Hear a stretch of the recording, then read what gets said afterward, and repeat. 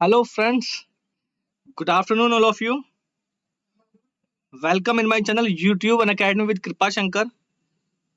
जो आज की क्लास है हमारी वो वर्ल्ड ज्योग्राफी का टॉपिक है, जिसमें मुख्य रूप से आपको पढ़ाई जाएंगे आज इंटरनेशनल रिवर्स और उसके किनारे बसी हुई प्रमुख नदियां। एक बार मैं अपने आप को खुद को चेक कर लूं कि मैं ऑनलाइन हूं या नहीं। Then after that we will start class. First of all दोस्तों, आपका स्वागत है मेरे channel YouTube Unacademy with Kripa Shankar. और जो हमारा आज का टॉपिक है वो है world geography.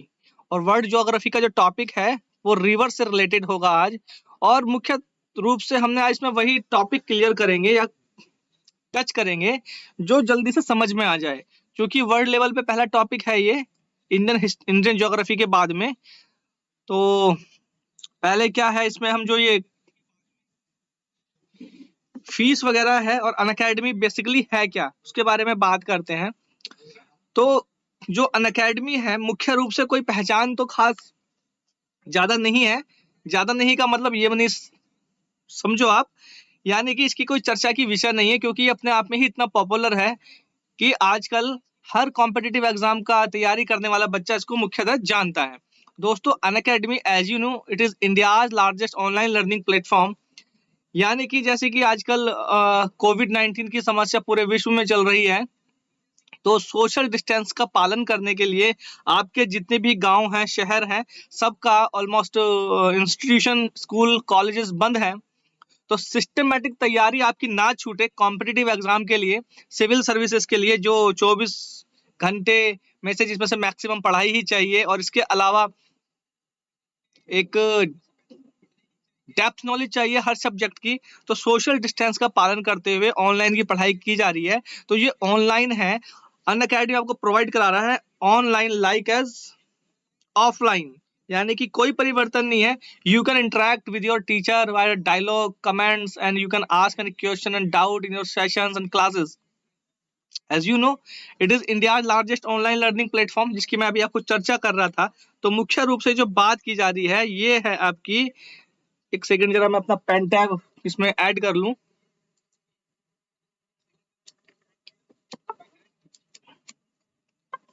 I hope it work. Let's crack UPSC civil service examinations with optional. It is India's largest learning platform. जैसे कि मैंने बताया कि आप सोशल डिस्टेंस का पालन करते हुए घर से पढ़िए अपना, और अनअकैडमी को सब्सक्राइब कीजिए।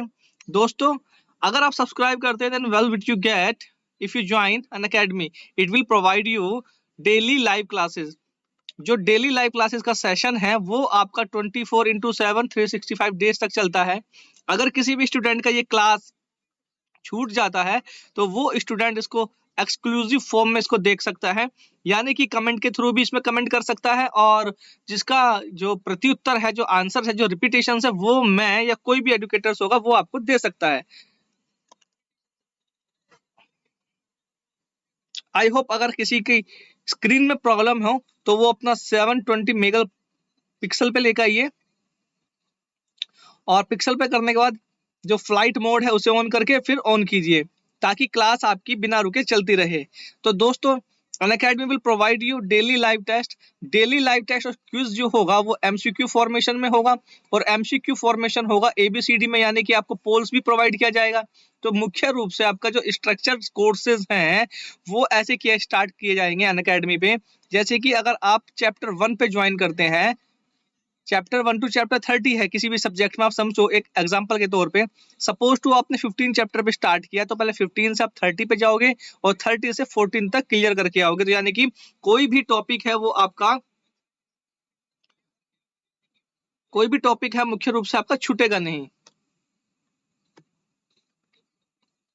और अनलिमिटेड एक्सेस का मतलब है चाहे आप भारतवर्ष के किसी भी विलेज में हो, किसी भी टाउन में हो, किसी भी सिटीज में हो, छोटी सिटी हो, बड़ी सिटी हो, तो दोस्तों आपके पास सिर्फ अपना मोबाइल हो, मोबाइल में आप अनअकैडमी का जो ऐप है, एप्लीकेशन, उसको डाउनलोड कीजिए। गूगल प्ले पे या ऐप स्टोर पे जाके टाइप कीजिए अनअकैडमी लर्निंग ऐप। तो जो स्क्रीन है आपकी कुछ इस टाइप से दिखाई देगी। ऐप को डाउनलोड करने के बाद तो उसमें आप अपना ओटीपी डालो, ओटीपी डालने के बाद आप इसमें, यानी कि ओटीपी जब नंबर एंटर करेंगे, नंबर के बाद ओटीपी, और ओटीपी जैसे ही आप एंटर करेंगे, आप सिक्योर ढंग से लॉगिन कर सकते हैं। चाहे आपकी भारतवर्ष के किसी भी स्टेट में हो, पंजाब हो, दिल्ली हो, बिहार हो, मध्य प्रदेश, राजस्थान, गोवा, गुजरात, मणिपुर, व्हाटएवर। तो दोस्तों क्या है, आप अपने कोर्स को सिस्टमेटिक ढंग से पूरा कर सकोगे। और इसके अलावा about me, as you know, I am Kripa Shankar. मेरा जो नाम है वो कृपा शंकर है, सभी को लोगों को पता होगा।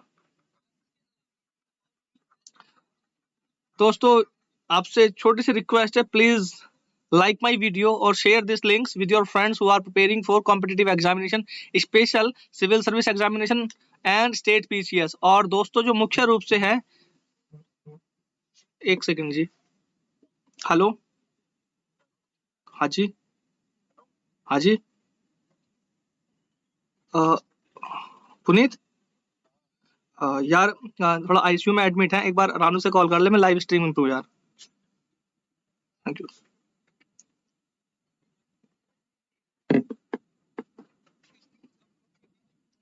मेरा नाम है कृपा शंकर, और दोस्तों जो मेरी क्वालिफिकेशन है वो है MA इकोनॉमिक्स, और मुझे पिछले 5 साल से मुखर्जी नगर के विभिन्न संस्थानों में पढ़ाने का एक्सपीरियंस है। आप समझ सकते हो 5 साल बहुत है, काफी है। एक्चुअल में जो मैंने ये लाइव अपनी लाइव दौरान स्ट्रीमिंग के दौरान ही फोन उठाया था, मेरी मदर एडमिट है, तो रिलेटिव्स के फोन, हॉस्पिटल से फोन आते रहते हैं, तो माफी चाहूंगा इस चीज के लिए। हाँ दोस्तों, if you join Unacademy, then Unacademy will provide you 100+ top educators. 100+ top educators में जो है काफी एक्सपीरियंस एजुकेटर्स हैं। जैसे कि दोस्तों मैंने लास्ट स्लाइड में बताया, मेरा नाम है कृपा शंकर, और मैं आपको पढ़ाता हूँ ज्योग्राफी। तो अन अकेडमी के ज्योग्राफी या इससे रिलेटेड जितनी भी कोर्सेज हैं कुछ इस तरीके से हैं। ज्योग्राफी के 20 अपकमिंग कोर्सेज हैं, पॉलिटी के 15 अपकमिंग कोर्सेज हैं। तो दोस्तों जो मेरे 20 अपकमिंग कोर्सेज हैं, ये आपको 30 से 35 क्लासेस में पूरे करा दिए जाते हैं। चाहे आप स्टेट पीसीएस का लो या सिविल सर्विस एग्जामिनेशन से ले लो। जो मेरी क्लासेस है मुख्यतः वो यूपीएससी के कोर्स को, सिलेबस को फुलफिल करती है।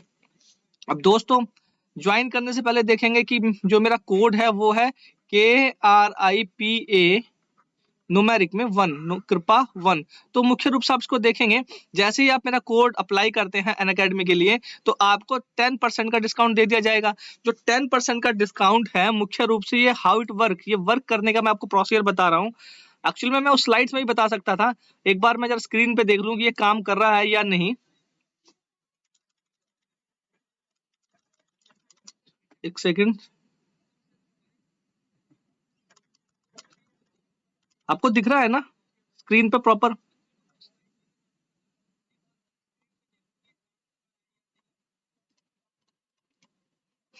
देखो आप, जैसे कि आप 1 मंथ का फीस लेते हैं, तो आपकी स्क्रीन पे दिख रहा होगा कि जो 1 मंथ का फीस है वो 9,000 रुपए के आसपास है। 9,000 रुपए पे अगर आप मेरा कोड जो नीचे मेंशन किया है मैंने, KRIPA न्यूमेरिक में 1, जैसे ही आप इसे अप्लाई करेंगे तो आपको 1% का डिस्काउंट मिलेगा, सॉरी 10% का डिस्काउंट मिलेगा। तो 10% का डिस्काउंट डिडक्ट करने के बाद जो फीस होगी वो होगी 8,100 रुपए। ठीक इसी तरीके से अगर 12 मंथ का आप चार्जेस करते हैं तो 49,500 रुपए है। 10% के डिस्काउंट के बाद ये पड़ेगा आपको 44,550 रुपए। तो मुख्यतः हम उसी स्लाइड्स पे चलते हैं जिसपे हम पढ़ाई का काम कर रहे हैं। It will work very finally. तो उसमें ज्यादा मुझे भी आसानी होती है देखने में, समझाने में। तो हम्म तो प्लीज देखेंगे, ये जो 9,000 की फीस है, 10% जैसे कि आप टाइप करते हैं KRIPA न्यूमेरिक में 1, तो 10% का डिस्काउंट मिलेगा। 10% के डिस्काउंट के बाद जो फीस पड़ेगी वो है 8,100 रुपए। और दूसरा है जो 12 मंथ का कोर्सेज है, 49,500 रुपए उसकी टोटल फीस है। 10% का डिस्काउंट लगते ही होगा आपका 44,500 रुपए, क्योंकि जो डिस्काउंट की फीस है वो है 4,950 रुपए।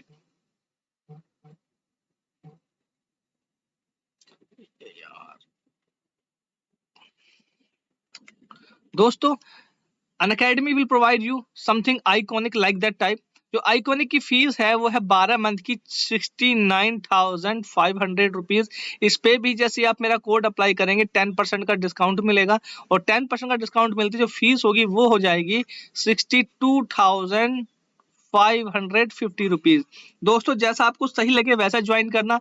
Please like my video, share my video, subscribe my video and all. जो इसमें बेल आइकन होता है आप उसको ज्वाइन कीजिए मेरे दोस्तों, और आपको मिलेगा 10% का जो बेल आइकन है उसको प्रेस करने से आपको जो मेरी वीडियोस हैं वो मिल जाएंगी फौरी तौर पे, यानी कि तुरंत मिल जाएंगी। दोस्तों आज बात कर रहे हैं हम इंटरनेशनल रिवर्स की। मुख्यतः रिवर है क्या? अगर एक दो बच्चे का कमेंट अगर जुड़ जाता है ना तो थोड़ा सा लाइव पढ़ाने का, स्ट्रीमिंग करने का मजा ही कुछ और है, ताकि पता चल जाए कुछ को। तो ये थोड़ा सा मैंने एक न्यू फोटो लगाई है, जैसे कि GIF बोलते हैं जिसको, फुल फॉर्म तो मुझे पता नहीं, लेकिन ऐसा लग रहा है जैसे कि बैकग्राउंड में ही चल रहा हो। दैट्स फंटास्टिक, अच्छा काम किया है मैंने। हाँ, तो देखेंगे रिवर्स का बेसिकली डेफिनेशन क्या है या रिवर्स की परिभाषा क्या है। देखो ये पानी है ना, ये देखो ये चल रहा है, ये किसी एक डायरेक्शन में चल रहा है, ये भी किसी एक डायरेक्शन में चल रहा है ना। इसकी ये जो डायरेक्शन है चलने की, यानी कि किसी भी पानी की धारा जिसको बोलते हैं वाटर स्ट्रीम, वाटर स्ट्रीम के डायरेक्शन का मूवमेंट जो एक किसी ड्रेनेज सिस्टम की ओर चल रहा है। ड्रेनेज का मतलब होता है जहां पे वो गिरेगा जाके, जहां पे वो गिरने के लिए चल रहा है किसी बड़े से वाटर बॉडी में, उसे बोला जाएगा पानी की जलधारा। जैसे ये है आपकी पानी की जलधारा, किसी एक डायरेक्शन में चल रही है, किसी एक दिशा में चल रही है। अब मुख्यतः दिशा में अगर चल रही है तो कहीं ना कहीं तो जाकर गिरेगी।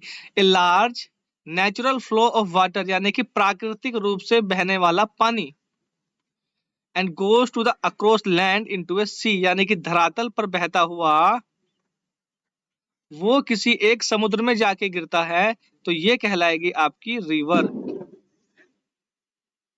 आई होप आप समझ गए होंगे। यानी कि पानी की एक जलधारा, प्राकृतिक जलधारा जो धरातल पर बहती हुई, देखो बहती हुई किसी समुद्र में जाके गिरती है, ड्रेनेज होती है, उसको कहा जाएगा नदी।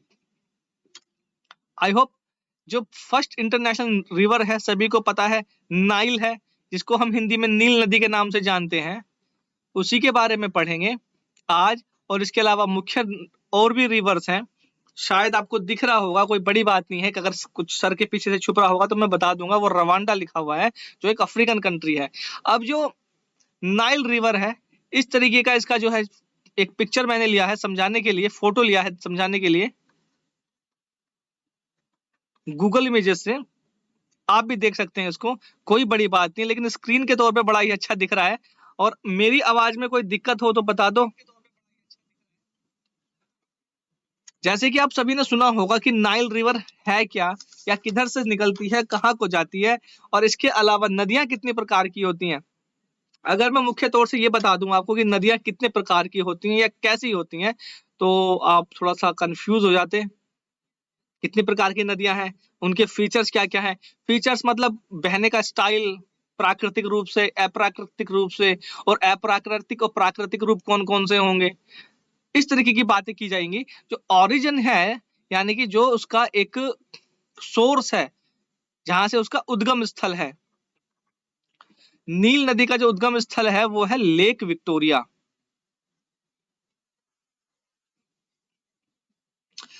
अगर लाइव स्ट्रीम पे अगर आप मेरे साथ कोई जुड़ा होगा तो आप मुझे बताओगे जी, जो लाइव ये जो लेक विक्टोरिया है इसका स्थान कहाँ पे है।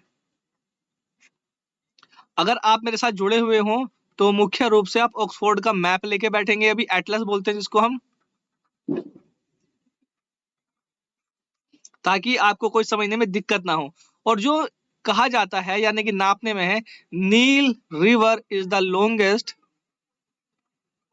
ऑफ द वर्ल्ड, यानी कि इसकी जो लेंथ है वो है 4132 माइल, और माइल को हम किलोमीटर में कन्वर्ट करेंगे 6650 किलोमीटर नील नदी की लेंथ है, यानी कि लंबाई है, जो दुनिया में सबसे लंबी है।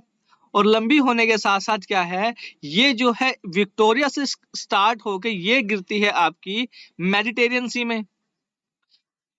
माउथ की बात कर रहे हैं इसके हम। अगर बात करते हैं हम कि नील नदी का जो बेसिन है, अगर सबसे बड़ी नदी नील है तो उसका एक बेसिन भी तो होगा ना, तो उसका जो बेसिन है किस किस देशों में फैला हुआ है, तो इसका जो बेसिन है मुख्यतः जो बात की जा रही है बेसिन किस देश में फैला हुआ है, तो है तंजानिया, अफ्रीकन कंट्री है, और आपको पता है इसका जो उद्गम स्थल है विक्टोरिया है, और नदी मुख्यतः कहाँ पे है, इजिप्ट में है, यानी कि मिस्र की नदी है।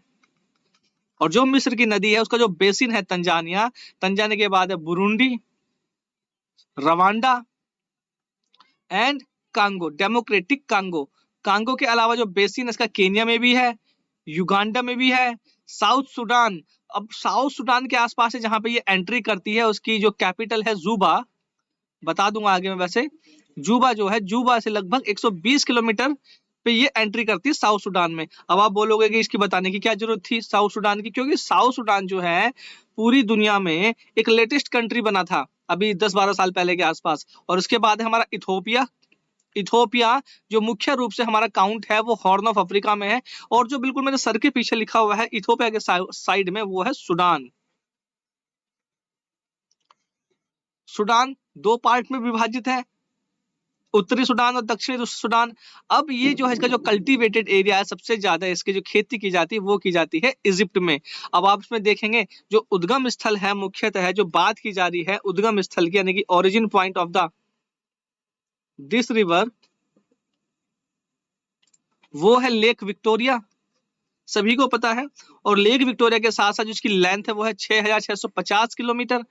Basin includes in the country of Tanzania, Burundi, Rwanda, democratic Republic Congo, Kenya, Uganda, south Sudan, Ethiopia, Sudan and मुख्यतः इसका जो कल्टीवेशन का काम है वो किया जाता है इजिप्ट में, यानी कि मिस्र में।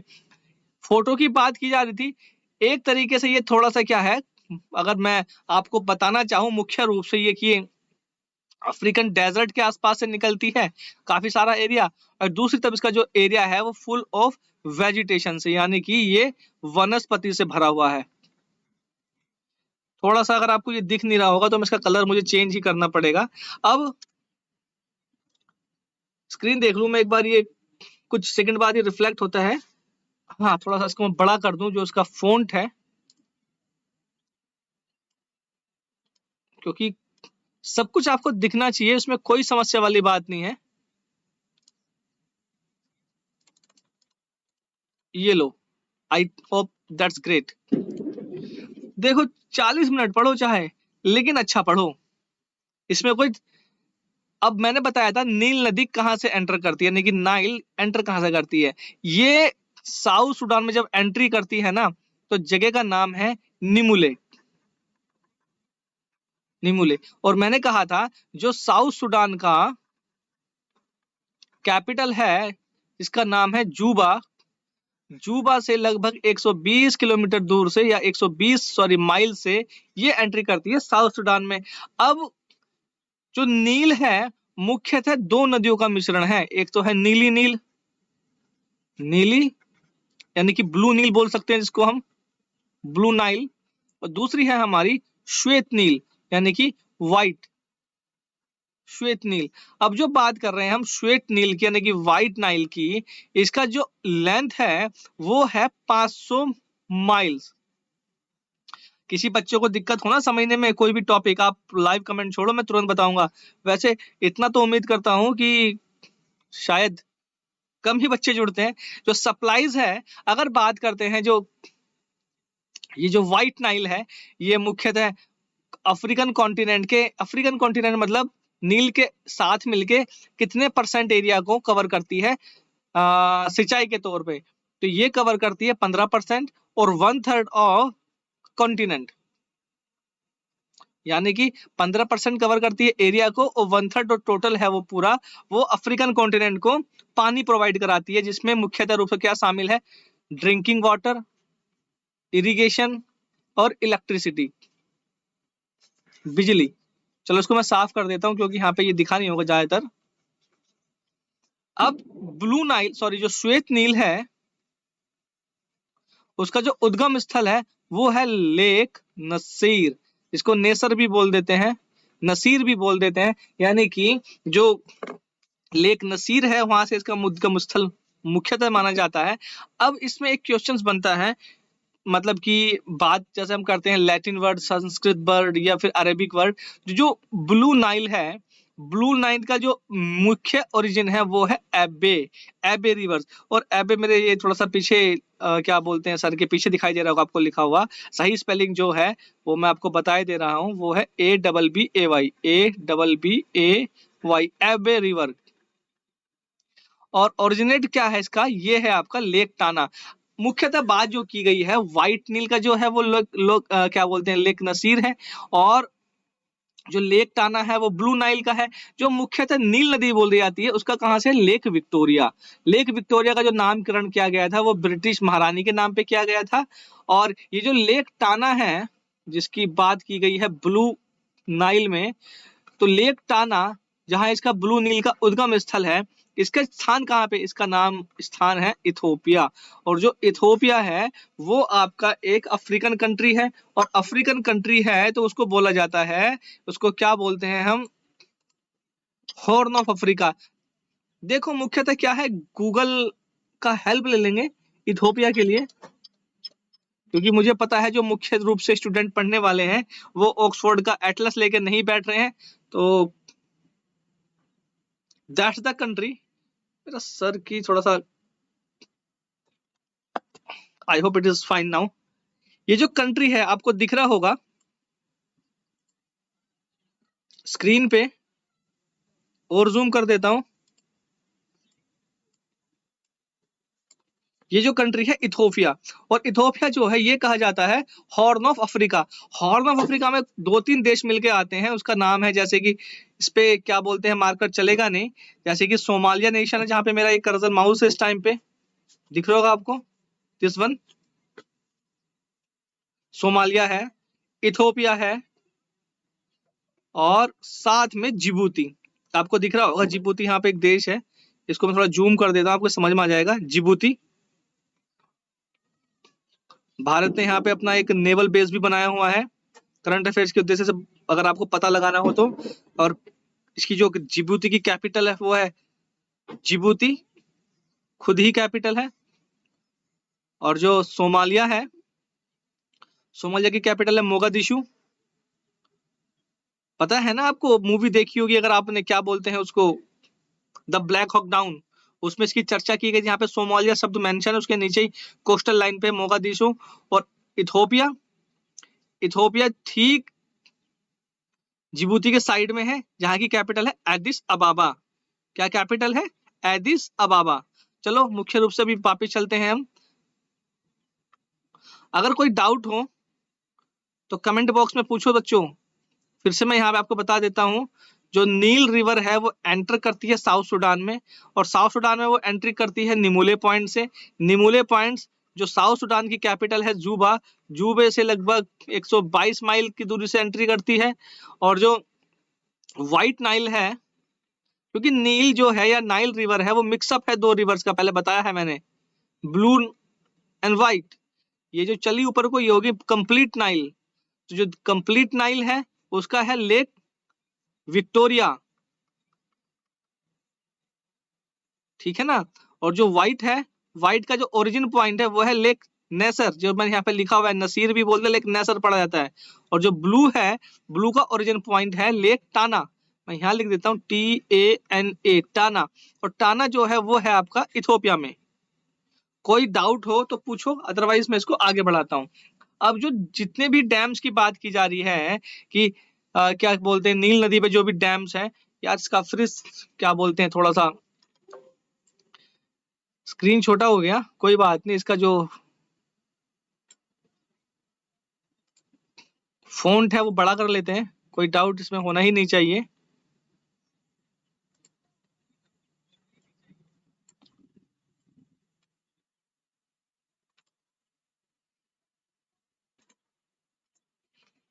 अब इसमें एक डैम है, हमेशा आपने बुक्स में पढ़ा होगा, इसको बोलता था एसवन डैम या आसवन डैम।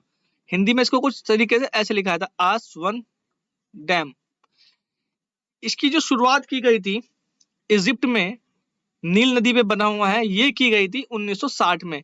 अब 1960 में क्या है, इसको फाइनल वर्क शुरू हुआ था, यानी कि अंतिम कार्य इसका शुरू हुआ था, यानी कि इसमें पानी भरने का काम शुरू किया गया था? जब पानी भरने का काम डैम में शुरू किया जाता है तो मुख्य रूप से आप देखेंगे तभी तो वो पानी आगे रिलीज किया जाएगा, बिजली बनेगी, ड्रिंकिंग वाटर में यूज होगा, कल्टीवेशन एग्रीकल्चर फॉर्म्स में यूज किया जाएगा।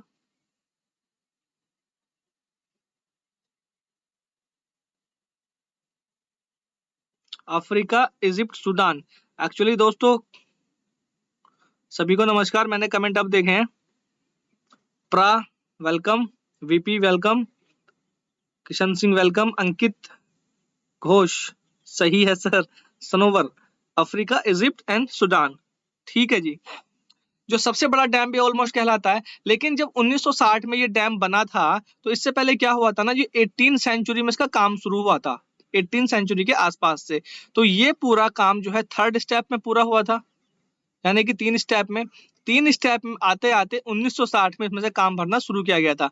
अब बात करते हैं कि दुनिया का जो सबसे बड़ा डैम है, जिसका नाम, जिसको बोला जाता है कि ये जो एसवन डैम है, कि जो दुनिया का सबसे बड़ा डैम है, यानी कि सबसे बड़े डैम होने की वजह से, डैम होने का कारण जो है इसका है साइज का होना, कि हम कितने साइज में हम इसको कवर कर रहे हैं। पहले तो इसकी लोकेशन देख लो आप, देखो आप ठीक से देखो, स्क्रीन दिख रही है ना, ये है इथोपिया कंट्री, जिसकी मैंने आपको कैपिटल क्या बताई थी, वो बताई थी मैंने आपको एडिस अबाबा, यही थी। और यहाँ से ये जो लेक है वो है टाना लेक, टाना लेक से निकली हमारी ब्लू नाइल, यही तो पढ़ाया मैंने अभी तक। हाँ ये है कि स्लाइड्स मेरे को पहले रखनी चाहिए थी। और इसमें जो कंट्री है साउथ सूडान, साउथ सूडान की कैपिटल क्या है, ये है जूबा, या जिसको बोलते हो जूबा। वो थोड़ा सा तकल्लुफ है कहने का, वो आ नहीं रहा मेरे को बोलना, थोड़ा सा एक सेकंड इसको मैं साफ कर देता हूँ, काफी छोटा छोटा लिख दिया मैंने। इसको बोला जाता है जूबा। अब आपको समझ में आ रहा होगा ठीक से। जब यहां से निकली आपकी व्हाइट नाइल, ये जब इस डायरेक्शन में चली, नॉर्थ वेस्ट साउथ, यानी कि north north east direction of the Africa और north side of the this continent. तो जब यहाँ पे ये मिलती है, यहाँ पे जो लोकेशन है उसकी है लेक विक्टोरिया की, सभी को पता है ना। तो ये इस मूवमेंट में चलते हुए इजिप्ट में डैम बनाती है, असवान डैम।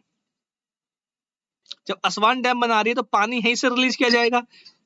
जब पानी यहीं से रिलीज किया जा रहा है तब ये पानी आगे की तरफ जाके कहां पे मूवमेंट करेगा बताओ, जैसे कि स्क्रीन पे दिख रहा होगा, मेडिटेरियन सी, और मेरे ख्याल में भूमध्य सागर को कहते हैं। सही कह रहा हूं ना, भूमध्य सागर ही को तो कहते हैं ना। Ankit Ghosh, Sanobar, VP Singh, if you have any question ask me यार। बहुत बेसिक बेसिक भी नहीं रहा, अब आगे बढ़ चले हम। भूमध्य सागर में जाके ये गिरती है। अगर बात करते हैं मुख्य रूप से कि नील नदी का माउथ क्या है और इसका सोर्स क्या है, सोर्स का मतलब है जहां पे ये निकलती है, और माउथ मतलब जहां पे इसका ड्रेनेज सिस्टम है। तो ड्रेनेज सिस्टम तो मेडिटेरियन सी है, और जो सोर्सेज है वो कौन सा है, विक्टोरिया, यानी कि ये मैंने यहाँ पे मेंशन किया हुआ है, क्या नाम है, विक्टोरिया, लेक विक्टोरिया। अब मैंने यहाँ पे जो बात की गई थी कि ये जो सबसे बड़ा दुनिया का डैम है, जिसको कहा जाता है इम्बैंकमेंट, इम्बैंकमेंट डैम। इम्बैंकमेंट का मतलब ये होता है कि जो भी डैम हमने बनाया है, पहले तो मैं आपको गूगल पे इसकी जो है एक पिक्चर दिखाना चाहता हूँ। वैसे मैंने वो डाउनलोड करी थी मुख्य रूप से, वो शायद डाउनलोड नहीं हो पाई या मैं कॉपी पेस्ट नहीं कर पाया इसको। देखो ये इसकी लोकेशन यहाँ पे है। अगर आप लोग गूगल का मैप लेके बैठते ना, एटलस वाला, तो आपको जरूरत नहीं पड़ती है, आप उसको तुरंत ढूंढ लेते हैं। देखो ये कहीं पे इसका डैम स्थित है। ये जो नीला नीला सा पानी भरा हुआ आपको दिखाई दे रहा है, ये असवान हाई डैम लिखा हुआ है, जहाँ पे मेरा ये कर्सर चल रहा है, जहाँ पे ये ब्लू कलर की टिक सी बनी हुई कैमरा सा, जहाँ पे ये रेड कलर दिखाई दे रहा है, ये जो नीचे वाला ये है एरिया, ये डैम बना हुआ है। अब इस डैम को अगर आप ठीक से देखेंगे ना, तो इसके बीच से एक लाइन जा रही है। देखो आप ठीक से, कोई किसी के मन में डाउट हो तो पूछना।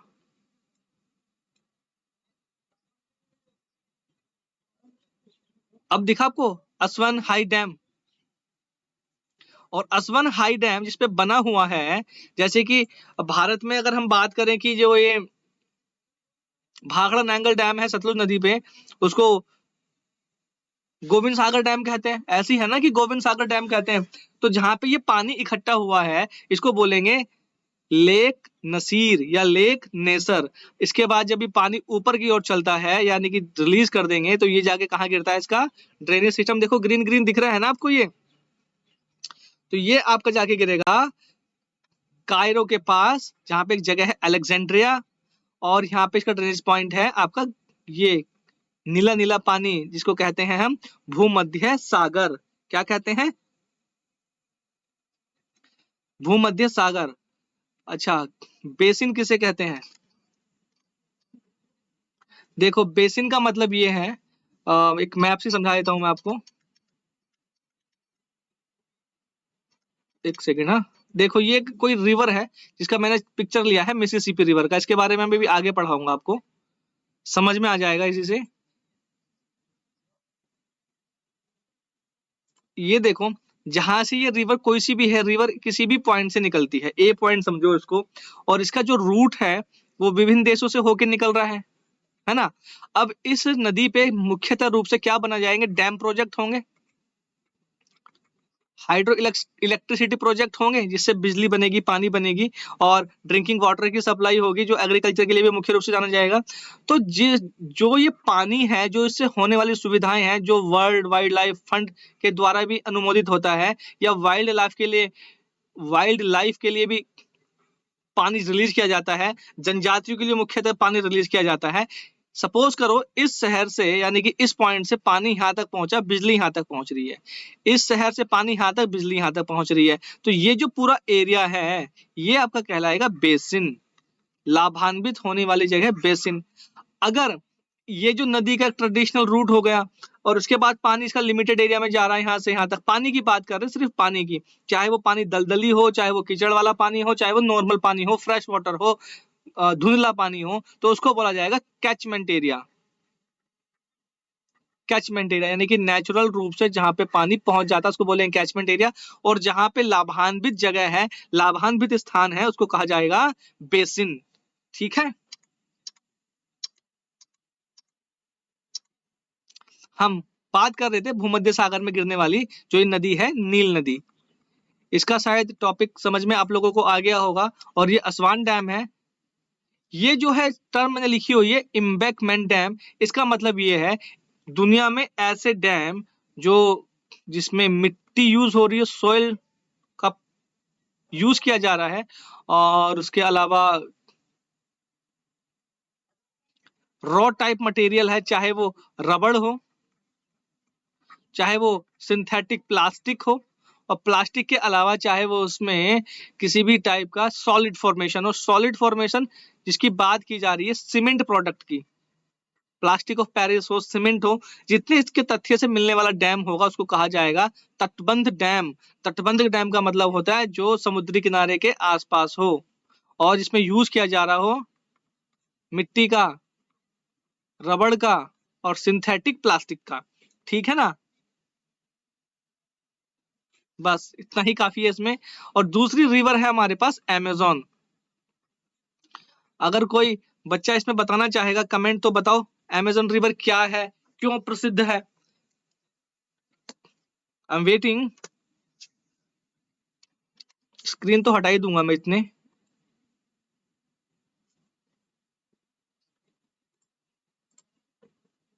कोई कमेंट करना चाहेगा क्या कि what is the source and mouth of that river, length of this river, location of this river? चलो कोई होता तो ऑनलाइन जरूर कमेंट कर देता।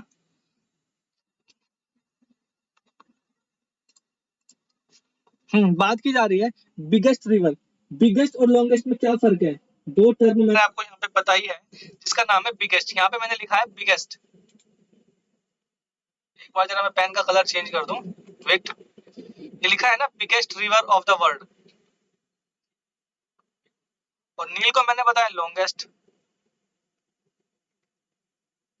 लॉन्गेस्ट नील है, नाइल है, और बिगेस्ट क्या है? अमेजन,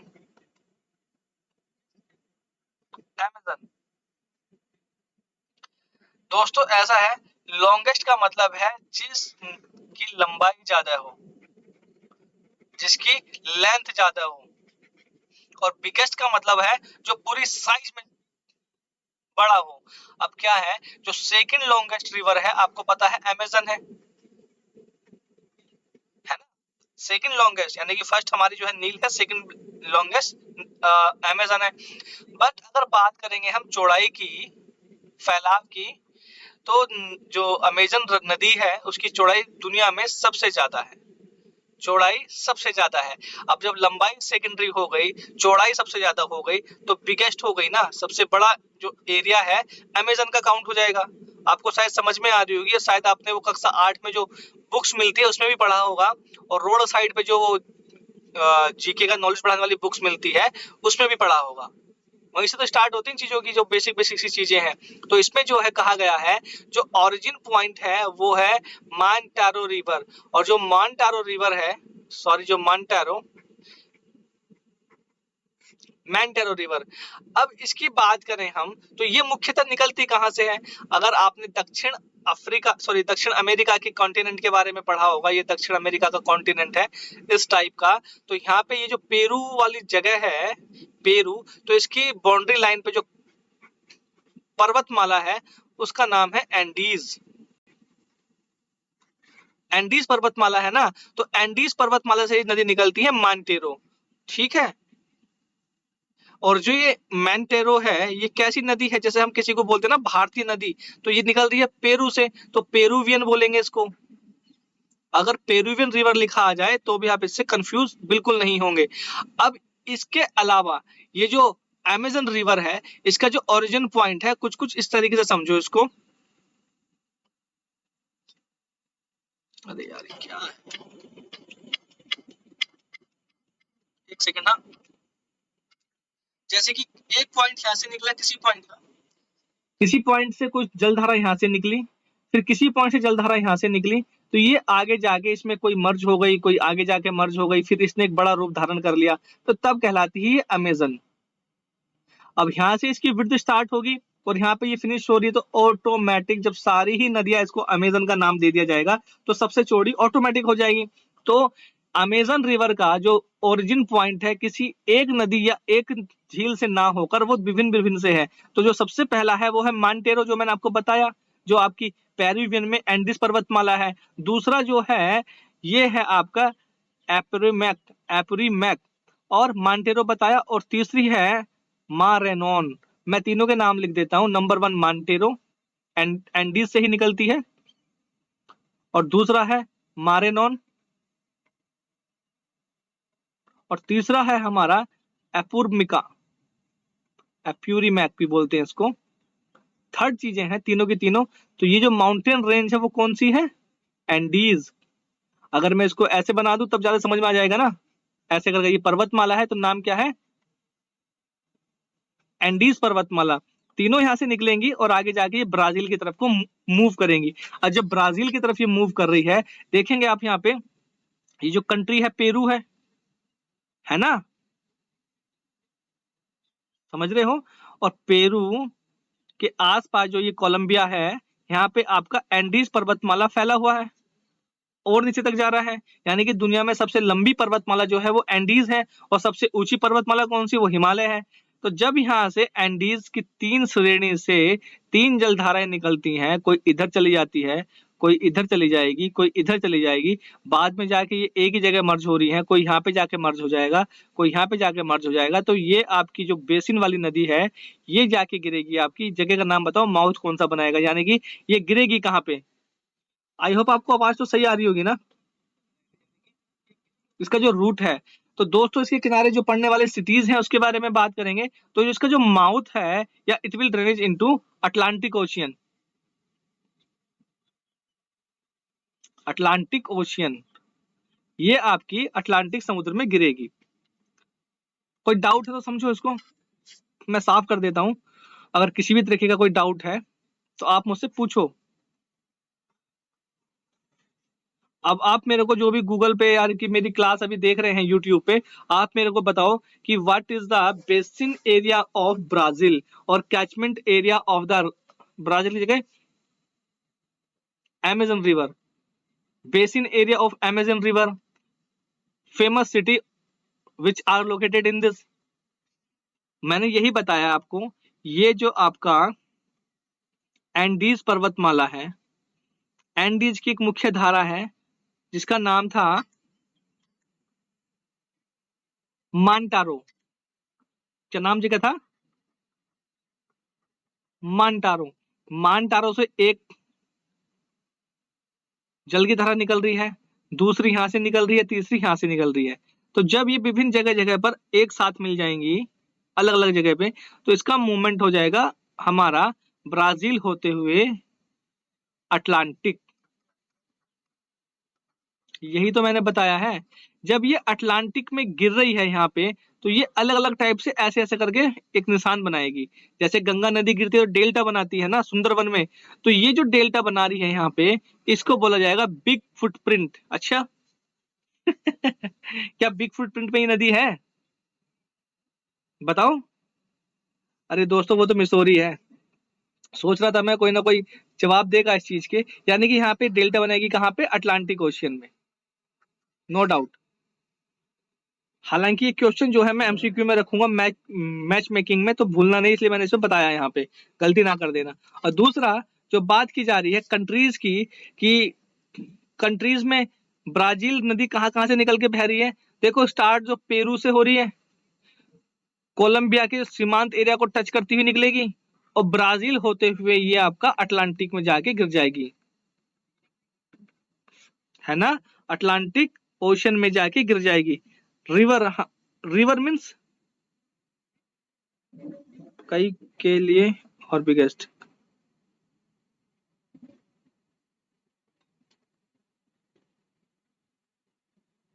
सबसे ज्यादा जो विभिन्न जीव हैं, ये जो सबसे ज्यादा विभिन्न क्रिएचर्स हैं, मोस्टली अगर बात की जाए, आपने की है ना ब्राजील की बात की है और अमेजन की बात की है, तो अमेजन रिवर्स में भी मिलते हैं, लेकिन अगर जिसकी इस पे तो स्टडी ऑलमोस्ट हो गई है, जो वैज्ञानिक है इन्होंने स्टडी कर ली है। अगर हम जाएंगे ना कांगो बेसिन के एरिया में, अफ्रीका में, इसका अभी लगभग 92% एरिया है जिस पे स्टडी अभी नहीं की गई है।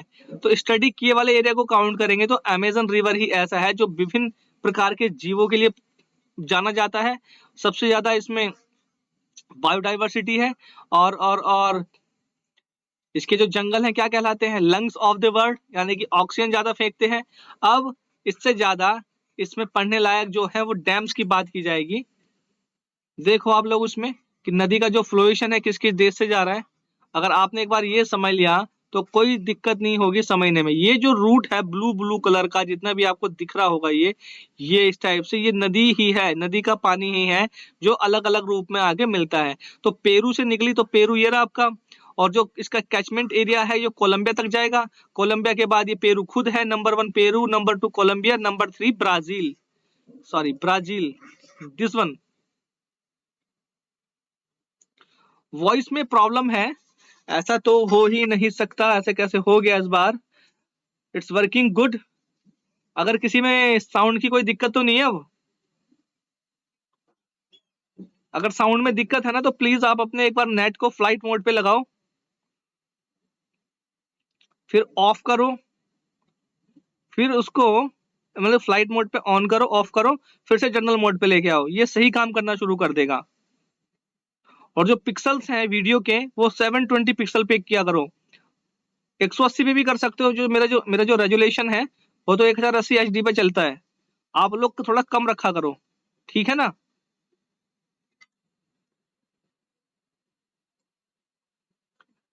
और दूसरा है इसका जो ओरिजिन पॉइंट है, सॉरी जो इसका ड्रेनेज पॉइंट है वो जा रहा है कहाँ पे? अटलांटिक में, अटलांटिक ओशियन।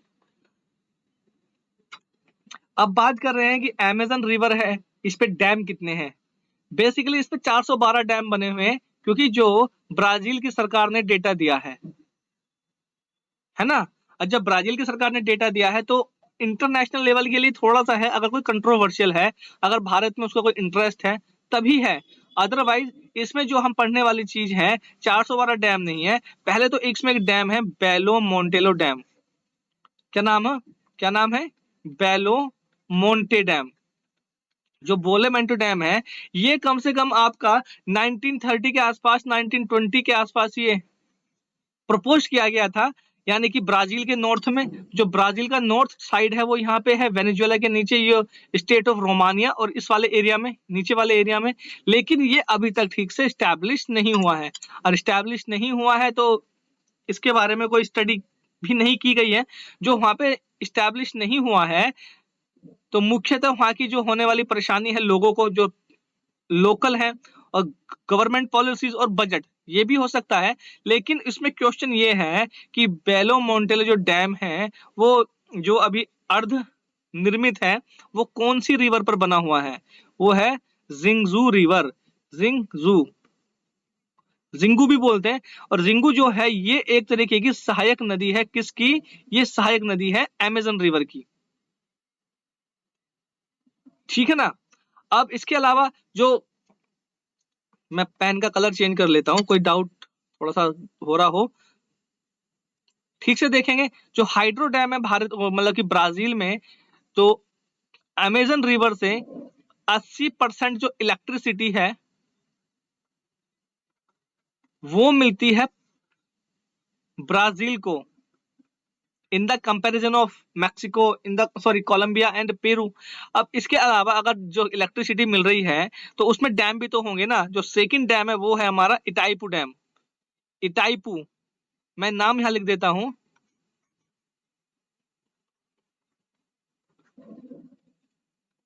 इटाईपू डैम।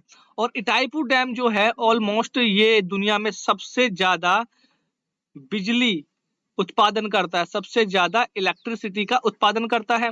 और ये जो इसकी जो क्या बोलते हैं निर्माण हुआ है, ये हुआ है उटुमा रिवर। ये मैंने मार्किंग करी हुई है, उटुमा रिवर। उटुमा रिवर, आर मतलब रिवर। उटुमा रिवर का जो निर्माण है, सॉरी उटुमा रिवर पे जो डैम बना है वो हमारा इटाईपू, इटाईपू। और जो बोलेमेंटो है वो है हमारा जिंगजू रिवर। और जिंगजू रिवर पे जो डैम बना हुआ है बेलो, ये पिछले 1920 और 30 से अर्धनिर्मित है, काम इसका रुका हुआ है। लेकिन रिवर याद रख लेंगे क्योंकि ये ब्राजील में अमेजन रिवर की एक बहुत महत्वपूर्ण नदी है। और जो दूसरा डैम है, देखो ये लिखा हुआ है जिराऊ, इसको हिंदी में कुछ तरीके से ऐसे लिखेंगे, यहां लिख देता हूं मैं जिराऊ। एक सेकेंड, हाँ, ये ऐसे जिराऊ। अब जिराऊ है तो इसका जो नाम है ना, हाउ करके भी मिलता है, हाउ, क्योंकि जो ब्राजीलियन टर्म है, जय है, उ, ये, ए, जो भी है उसके बारे में हम नहीं जाएंगे। जिराऊ को हाउ भी बोलते हैं, लेकिन इंडियन टर्म में इसको पढ़ रहे हैं हम तो इसको जिराऊ बोल रहे हैं। और ये कहाँ पे है? State of Rondonia, Brazil. इसको मैं दिखा देता हूँ ये कहाँ पे। देखो ब्राजील आपका ये रहा, जो रेंडोनिया है वो आपका, इसमें ढूंढ लो कहाँ पे है। सबको दिख रहा होगा, मुझे तो पहले से पता है। ब्राजील के अगर आप साउथ वेस्ट में जाओ तो ये जो स्टेट जहां पे मैंने मार्किंग की है ये है आपका रेंडोनिया। रेंडोनिया में आपका यही डैम है जिसकी मैं बात कर रहा हूँ, जिसकी बात यहाँ पे मैंने की है। कौन सा? जिराऊ डैम। जिराऊ डैम अगर आप ठीक से देखेंगे यहाँ पे ये लोकेशन है इसकी, जिराऊ, जिराऊ डैम। Got it? और मुख्य रूप से जिसकी मैंने बात की थी टाइपू डैम, वो ब्राजील में है। और ब्राजील में जो बाउंड्री लाइन है वो, एक सेकंड,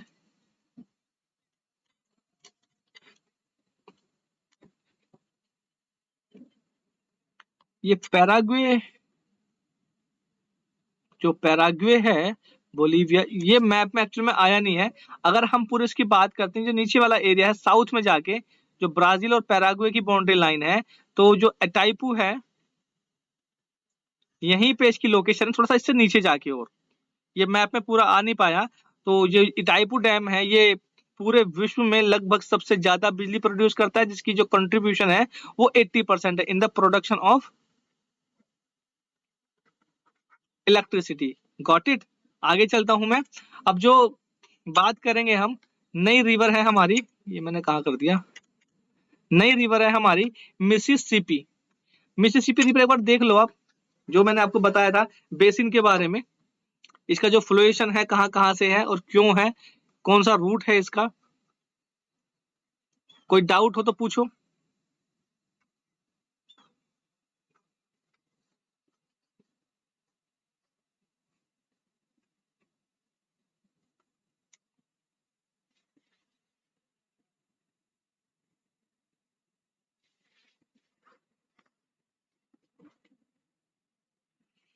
जो मिसिसिपी रिवर है, यहाँ से इसका ओरिजिन पॉइंट है, और ओरिजिन पॉइंट होने के साथ साथ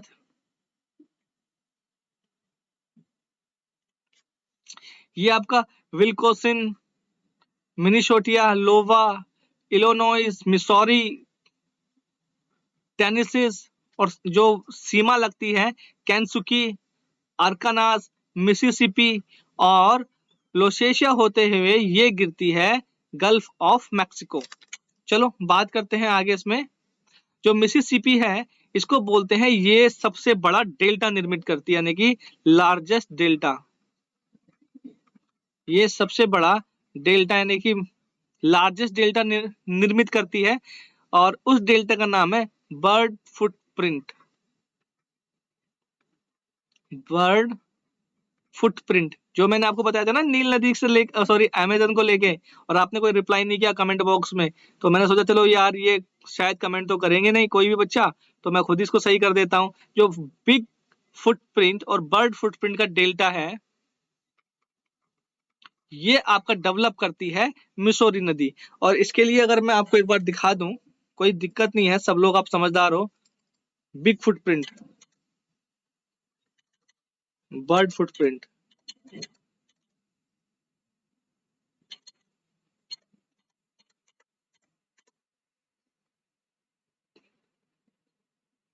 एक्चुअल में जब ऑफलाइन क्लास चलती है ना, तो बच्चे एक एटलस का मैप लेके आते हैं, उसमें उनको ढूंढने में थोड़ा सा समय लगता है।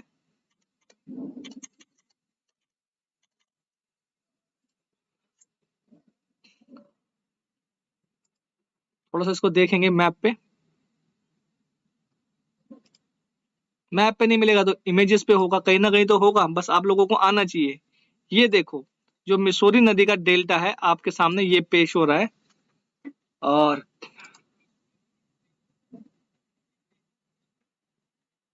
ये रहा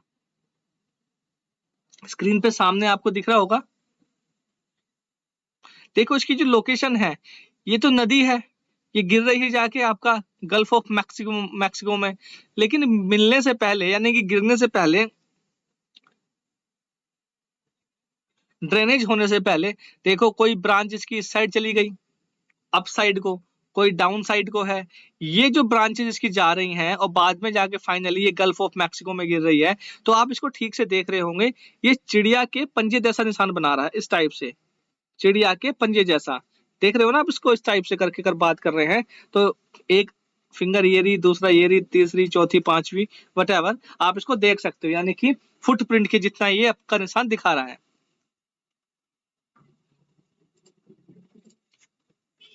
अब बात कर रहे हैं लेंथ की। लेंथ सेकंड लॉन्गेस्ट, अगर बात कर रहे हैं हम सेकंड लॉन्गेस्ट की, तो सेकंड लॉन्गेस्ट ये ऐसी नदी है जो सिर्फ एक ही कंटिनेंट में है, कंटिनेंट या एक ही कंट्री में है।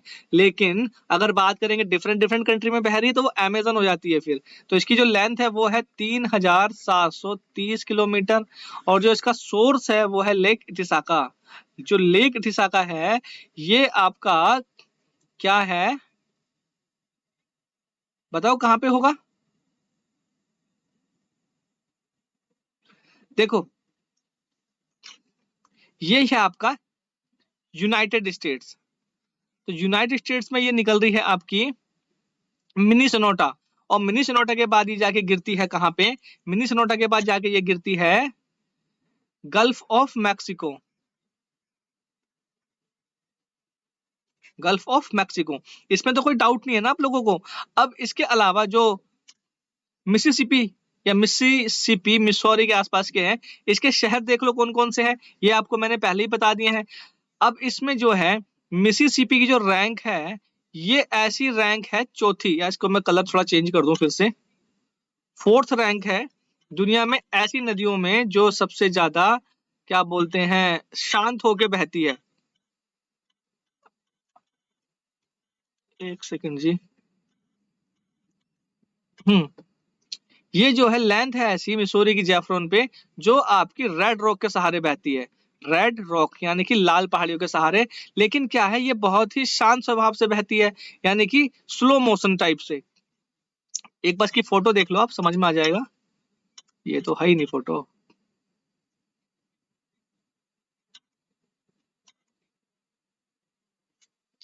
ठीक है, कोई बात नहीं, फोटो उसमें मैं लगाना भूल गया। जो मिसिसिपी है, एक साफ पानी की नदी है, फ्रेश स्ट्रीम है। लेकिन क्या है, एक तेज धारा के साथ साथ कहीं कहीं पे ये अनअज्यूमिंग है। अनअज्यूमिंग का मतलब है कि ये बहुत शांत है। शांत है तो इसमें क्या है, कुछ धात्विक और अधात्विक तत्व मिल जाते हैं। धात्विक और धात्विक का मतलब होता है बायोटिक और नॉन बायोटिक। बायोटिक और एबायोटिक, सही सब तो ये है। जब ये मिल जाते हैं तो पानी में जो थोड़ा सा क्या है, थोड़ा सा कीचड़ का निर्माण हो जाएगा, दलदल का निर्माण हो जाएगा। तो जिससे नदी होगी कैसी होगी, वो ऑटोमेटिक शांत हो जाएगी। शांत का मतलब उसके फ्लो पे प्रभाव पड़ता है। चलो बात कर रहे हैं और भी इसके आसपास में। जो मिसिसिपी की बात की जा रही थी ना अभी, तो बेसिकली अब मिसिसिपी आप देख रहे हैं यूनाइटेड स्टेट्स में इतने सारे स्टेट से होके निकल रही है, तो सबसे ज्यादा ये एक तरीके से कमर्शियल रिवर भी है। कैसी है, वाणिज्यिक नदी।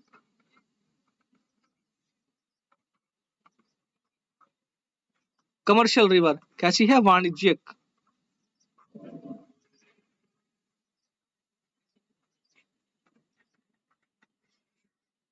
वाणिज्यिक नदी है।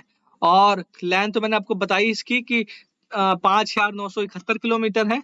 और मुख्य रूप से आगे की बात करेंगे हम, रियो ग्रैंड। रियो ग्रैंड नदी, आप मुझे बताओगे इसका माउथ कहाँ पे है। अगर किसी ने भी गूगल से देख के मुझे इसका नाम बता दिया ना, तो मैं समझ जाऊंगा आप लोग सच में पढ़ाई कर रहे हैं। क्योंकि गूगल पे देखने के लिए तो समय लगता है। चलो tell me, where is the location of Rio Grande river, और उद्गम स्थान, origin place. Please tell me. I'm waiting your response in comment box. I will. I'm giving you time only for 50 to 55 seconds. उसके बाद में आगे शुरू कर दूंगा क्लास को। प्लीज बताइए।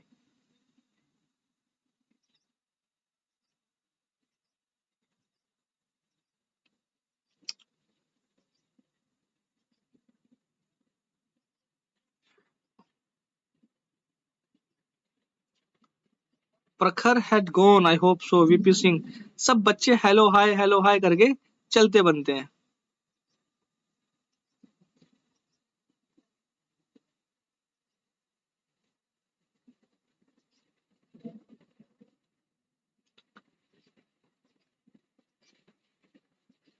अरे बताओ भैया, तभी तुम्हें बताऊंगा।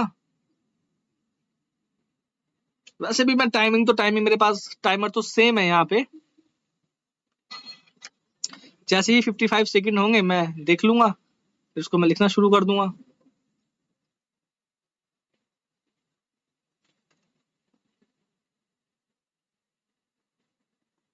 हिंट मिला थोड़ा बहुत। चलो लेट्स स्टार्ट। आप लोग नहीं बताने वाले, पता है मुझे। जो इसका सोर्स है वो दोस्तों बोलते हैं पोल क्रीक। पोल क्रीक जो है एक ऐसी माउंटेन श्रेणी है, पर्वत श्रेणी है, जो एक प्लेट्यू की तरह भी है, यानी कि पठार की तरह भी है।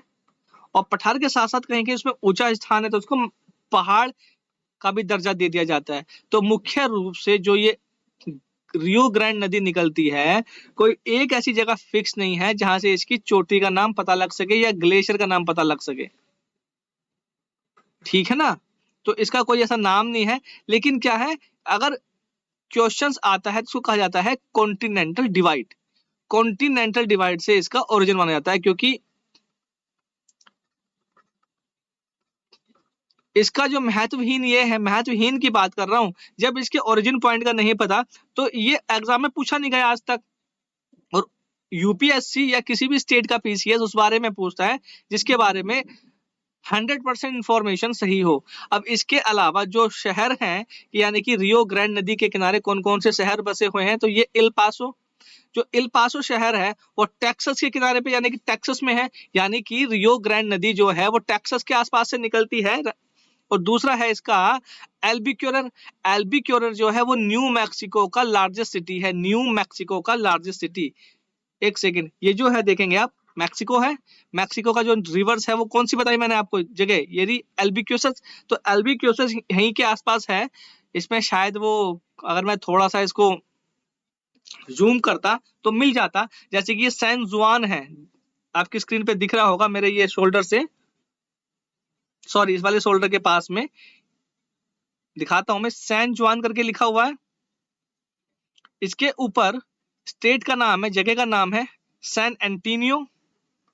सैन एंटीनियो के आस, ये टेक्सास की तो बताया मैंने आपको। ये देखेंगे आप, प्रेसिडो क्विटमैन, ये ऐसी जगह है जहां से ये जो नदी है रियो ग्रैंड ये निकलती है। अब यहाँ पे एक मुख्य शहर देखेंगे कॉनकोचस, कॉनकस भी बोलते हैं इसको। तो कॉनकोचस इतना फेमस नहीं है जितना कि मैक्सिको में निकलने वाली ये नदी, ये जगह है प्रेसिडो, क्विटमैन, सैन जुआन। ये मुख्य आपसे देख रहे होंगे, जैसे ये नीले नीले रंग की ये जगह है ना, ये जो स्ट्रीम दिखाई दे रही है पानी की, तो ये मुख्य रूप से क्या है, ये एक तरीके से रियो नदी की, रियो ग्रैंड नदी की सहायक नदियां हैं, यानी कि इसको बोलते हैं हम ट्रिब्यूटरी रिवर। ट्रिब्यूटरी रिवर्स हैं ये। अब बात करते हैं आगे इसमें सेंट लॉरेंस। जो सेंट लॉरेंस नदी है ये भी एक तरीके से क्या है, यूनाइटेड स्टेट से ऊपर एक जगह है बड़ी फेमस है, रोटी का बास्केट बोलते हैं उसको, कनाडा। और सेंट लॉरेंस का जो मुख्य उद्गम स्थल है, ओरिजिन पॉइंट है, वो है लेक ऑन्टेरियो। ऑन्टेरियो लिख देता हूं मैं, ऑन्टेरियो जो झील है वो इसका एक ओरिजिन पॉइंट है, उद्गम स्थल है। कौन सी नदी का मैं बात कर रहा हूँ, सेंट लॉरेंस की। और सेंट लॉरेंस की जो लंबाई है वो लगभग 1197, जिसको हम 1200 भी कभी कभी किसी किसी बुक में ये मिल जाता है, 1200 किलोमीटर। और जगह तो मैंने आपको बता ही दी है, जगह कौन सी है, लेक ओंटारियो। और कहाँ पे है मुख्यतः ये है आपका कनाडा में। और आप मुझे बताएंगे कनाडा की कैपिटल क्या है अभी। और जो मुख्यतः जगह है यहाँ पे, यानी कि जो एक यहाँ पे वाटरफॉल है, वो है यहाँ पे नियाग्रा वाटरफॉल, इसको नियाग्रा बोलते हैं। और कहीं कहीं नियाग्रा की जो लोकेशन है वो यहाँ पे है ये, क्योंकि एक नदी यहाँ से आ रही है, एक लॉन्टेरियो से सॉरेंस निकल गई है, ये यहाँ पे नियाग्रा फॉल है, जहाँ पे LAW लिखा हुआ है, मार्किंग मैंने कर दी है। तो जो नियाग्रा वाटरफॉल है वो किस पे है मुख्यतः, वो आपका सेंट लॉरेंस पे ही है, लेकिन वो दो नदियों का एक ज्वाइंट है। अब बात कर रहे हैं हम कि इसका जो माउथ है, यानी कि ये गिरेगी कहाँ पे, इसका ड्रेनेज सिस्टम कहाँ पे होगा। जो इसका ड्रेनेज सिस्टम है, देखो ये नदी इस रूट से चलती है, फिर ये ऊपर से आके नीचे समुद्र में आके गिरती है। तो समुद्र तो आपको दिख रहा है यहाँ पे कि अटलांटिक ओशियन है। अगर थोड़ी देर के लिए रेफरेंस मैं इधर का दूं आपको, ये आपका गुजरात है ना, इस टाइप से। तो जब नर्मदा नदी इस साइड से आके यहाँ पे ये अरब के सागर में गिरती है, अरब में गिरती है, अरेबियन सी में गिरती है, तो यहाँ पे एक जगह का नाम है गल्फ ऑफ खंबात। क्या नाम है, गल्फ ऑफ खंबात है। तो मुख्यतः गल्फ ऑफ खंबात की बात की जाएगी, नहीं तो ओवरऑल अरेबियन सी की बात की जाएगी। तो ठीक इसी का रेफरेंस में ओवरऑल की बात की जाएगी अटलांटिक ओशियन। और जहां पे ये पॉइंट गिर रही है नदी, जहां पे ये ओरिजिन, सॉरी जहां पे ड्रेनेज सिस्टम है, उसको कहा जाएगा सेंट लॉरेंस गल्फ या गल्फ ऑफ सेंट लॉरेंस। यहां लिख दूं ना, गल्फ ऑफ सेंट लॉरेंस। एक सेकंड पूरा साफ कर दूं, Gulf of SAINT Saint Saint Lawrence. ये मैं यहाँ पे मार्किंग लगा दी है मैंने, आप इसको ठीक से चाहे तो गूगल करके देख भी सकते हैं। अब इसके अलावा जो सेंट लॉरेंस नदी है, उसके जो सिटीज हैं बड़े फेमस फेमस से, देखो आप लोग यहाँ पे,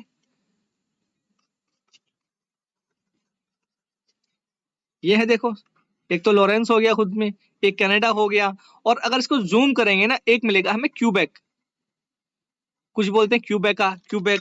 ठीक इसी तरीके से जो है कनाडा में क्यूबेका सिटी है, क्यूबेक सिटी है। मॉन्ट्रियल है, जो मॉन्ट्रियल है ये एक क्यूबेका सिटी का ही प्रोविंस है, यानी उसका ही क्षेत्र है। ट्रियो रिवरेजिस ये भी एक क्यूबेका की ही सिटीज है कनाडा में, यानी कि मुख्यतः जो इसका बहने का स्थान है सेंट लॉरेंस नदी का, ये है कनाडा। तो ये मुख्यतः कनाडा के शहरों की तो बात की जाएगी, ऐसा तो है नहीं कि लंदन चली जाएगी। तो कौन कौन सी सिटीज हैं? क्यूबेक है, मॉन्ट्रियल है, कॉर्नवाल है, और इसके साथ साथ क्या है, सेंट लॉरेंस नदी जो है आपकी किससे बहती लगी हुई? ऑन्डेर्सबर्ग। ऑन्डेर्सबर्ग जो है मुख्यतः है, ये न्यूयॉर्क के आसपास के एरिया को काउंट किया जाता है, ठीक है ना। ये आप याद रख लेना, न्यूयॉर्क नदी, न्यूयॉर्क शहर के आसपास। अब एक मुख्य नदी और है, कोलोरेडो। कोलोरेडो भी बोल सकते हैं, कोलोरेडो भी बोल देते हैं, कोलोरेडो रिवर। अब जो कोलोरेडो रिवर्स है, इसकी जो लेंथ है वो देखो, मोस्टली लिखा हुआ मैंने 2334 किलोमीटर है। ये 49 की तरह दिख गया था अभी, किलोमीटर है। और जिसका सोर्स है, यानी कि ओरिजिन प्लेस है, ओरिजिन प्लेस देखेंगे आप, कुछ कुछ जो कोलोरेडो रिवर्स है वो रॉक यानी कि रेड रॉक के सहारे बहती है। ये जगह ऐसी है, आप लोगों ने कई बार मूवी में भी देखी होगी, ठीक है ना। तो एक तरीके की ये अपभ्रंश और विभ्रंश का मिश्रण है, लेकिन ना तो ये अपभ्रंश है, ना ये विभ्रंश है, ना तो ये रिफ्ट है और ना ये अनरिफ्ट है, ठीक है ना। तो आप इसको ठीक से देखेंगे, जो माउथ है इसका वो है पोर्टलेट लेक, पोर्टले पास, पोर्ट्रे पास। और जो पोर्ट्रे पास है, अब आप इसको देखोगे ठीक से, ये जो कोलोरेडो रिवर है, एक सेकंड, ये उत्तरी अमेरिका में यूनाइटेड स्टेट्स में रहती है। यूनाइटेड स्टेट्स की अगर बात की जा रही है, तो मैं आपको बता दूं, जैसे कि ये यूनाइटेड स्टेट्स का ये एक मैप है। क्लास अबाउट टू फिनिश होने वाली है दोस्तों। ये हमारा देश क्या बोलते हैं, ये ऊपर यूनाइटेड स्टेट्स है, ये ऊपर कनाडा है ना, और इधर जो कंट्री है ये है आपकी मैक्सिको। तो नॉर्दर्न मैक्सिको, नॉर्थ वाला, और यूनाइटेड स्टेट्स, इस वाले एरिया में ये बहती है। अब ये जो गिरेगी यहाँ पे, तो गल्फ ऑफ कैलिफोर्निया है। अब जो यहाँ पे एक कंट्री है इसी साइड में, यहाँ पे इसको बोलते हैं कैलिफोर्निया। तो जो इसकी लोकेशन है वो गल्फ ऑफ कैलिफोर्निया में गिरेगी। तो मैं आपको एक बार गूगल पे इसको दिखा देता हूँ, ताकि कोई कंफ्यूजन ही ना रहे आप लोगों को।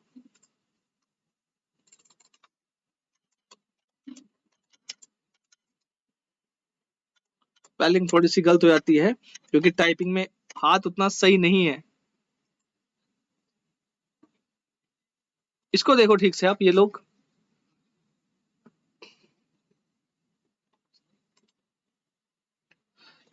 आपको ही ठीक से दिख रहा होगा, मैं इसको जूम कर देता हूँ थोड़ा सा।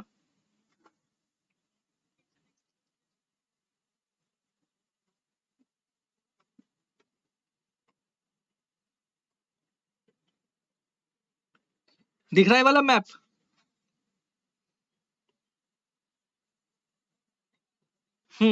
ये देखो आप, जो मुख्यतः जहां पे ये ड्रेनेज हो रही है, बोला जाता है कि ये है पैसिफिक ओशन, लेकिन पैसिफिक ओशन वेस्ट साइड पे है, और यहाँ पे ये बाजा कैलिफोर्निया है जो कैलिफोर्निया का ही हिस्सा है, और इधर से ये मैक्सिको का हिस्सा है। तो ये जो गिर रही है, ये जो ब्लू कलर की आपको लाइन दिख रही है ना, ये गल्फ ऑफ मैक्सिको में आके गिरती है, जहाँ पे ये बाजा कैलिफोर्निया, और येलो कलर से इधर ये वेस्ट का एरिया है, ब्लू कलर का पानी, इसे बोला जाता है मैक्सिकन गल्फ और गल्फ ऑफ मैक्सिकन। तो इसका जो ओरिजिन पॉइंट है वो लोरेडो पास है, यूनाइटेड स्टेट्स और मैक्सिको के पास में। तो ये यहाँ से एक आके ये एरिजोना होते हुए यहाँ पे ये गल्फ ऑफ मैक्सिको में गिरती है। और इसके जो मुख्यतः शहर हैं, इस पे देखो लिखा नहीं जाएगा क्योंकि ये गूगल स्पेल्स वाली शीट है। तो जो इसके मुख्यतः शहर है, देखो उटाहा, UTAH,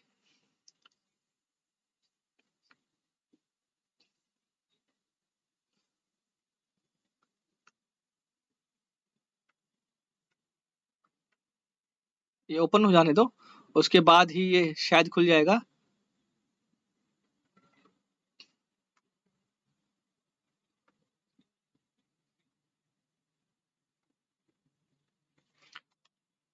एक सेकंड।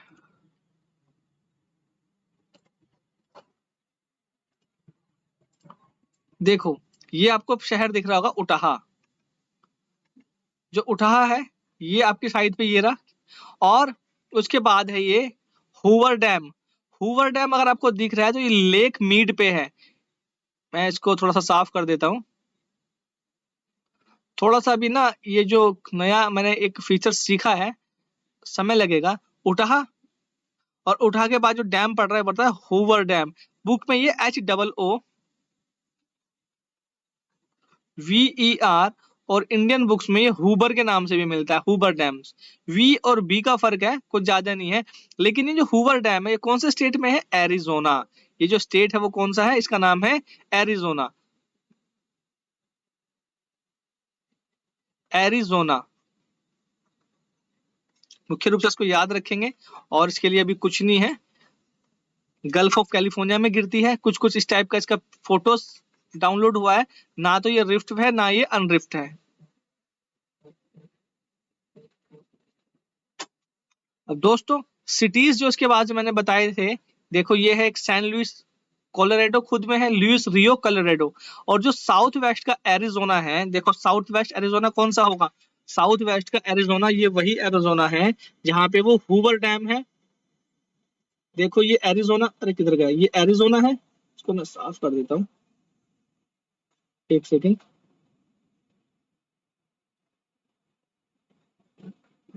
ये जो एरिजोना वाला एरिया है आपका, इसको आप 4 पार्ट में बांट लो ना। East, west, north, south. तो साउथ वेस्ट हिस्सा आपका ये वाला, एरिजोना के साउथ वेस्ट का हिस्सा, जहां पे ये नदी मुख्यतः ये शहर आपका बना के चलती है। और इसके अलावा ऑस्टिन है। ऑस्टिन कहाँ पे है? टेक्सास का शहर है। अगर आप उसी मैप पे दोबारा चलेंगे, जूम करके देखेंगे, तो टेक्सास सिटी भी दिखेगा आपको। तो ऑस्टिन किसका है? ऑस्टिन जो शहर है वो है टेक्सास। और टेक्सास के अलावा मोआब, मोआब जो मैंने आपको बताया था मार्क करके, उटाहा। उटाहा ये रहा, देखो आपको। अरे यार, इसको मुझे गूगल वाली सीट को इस पे ही लाना पड़ेगा। उटाहा ये आपको दिख रहा होगा, जहां पे ये एन लिखा हुआ है। एन के नीचे वाला हिस्सा उटाहा, दिस वन। अब दोस्तों, ये इसके प्रमुख शहर हो गए। अब प्रमुख शहर के बाद इसको मैं थोड़ा सा बड़ा कर देता हूँ। ये जो इसका फॉन्ट है,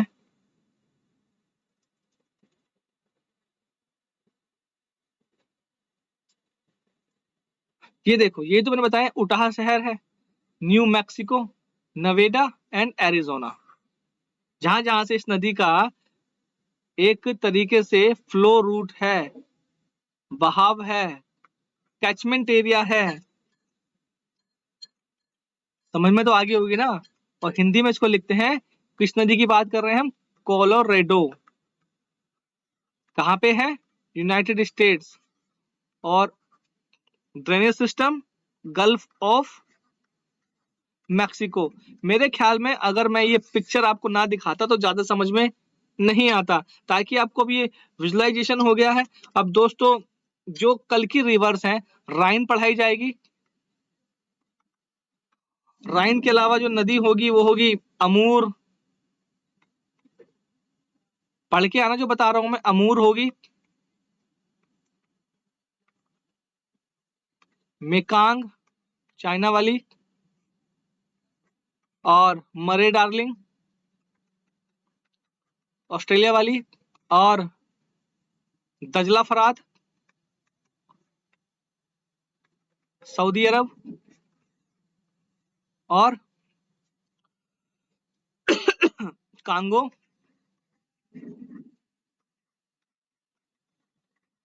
जिम्बोजी, ईटीसी। और उसके बाद जो है टाइप्स ऑफ रिवर पढ़ाई जाएंगे, ताकि उसके बाद हम उसका क्लासिफिकेशन कर सकें। दोस्तों, मुझसे जुड़े रहने के लिए आपका बहुत बहुत शुक्रिया। और आप जुड़े रहिए अनअकैडमी विद कृपा शंकर। और प्लीज मेरी वीडियो को लाइक कीजिए, सब्सक्राइब कीजिए और अपने दोस्तों के साथ इस लिंक को शेयर कीजिए। जब आप मुझे क्या बोलते हैं मेरा कोड यूज करेंगे सब्सक्राइब करने के लिए, तो प्लीज यूज कीजिए KRIPA शंकर, मेरा नाम है। YouTube पे कृपा शंकर अनअकैडमी जाके देखेंगे तो मेरी सारी वीडियोस आपको मिल जाएंगी। और कोड जो है आपकी स्क्रीन पे ये रहा, KRIPA न्यूमेरिक में 1। मैं फिर से लिख देता हूं जहां पे ब्लिंक स्लाइड हो रही है। प्लीज लाइक माय वीडियो, और ये जो थंब वाला आता है इसको भी दबा दीजिए, और ये जो बेल आइकन है प्लीज इसको प्रेस कीजिए ताकि मेरी जो वीडियो है आपको फौरी तौर पे मिलती रहे। Thank you, take care. कल जो मेरी क्लास होगी ठीक 2 बजे होगी, 2 PM। Okay, take care yourself, bye bye.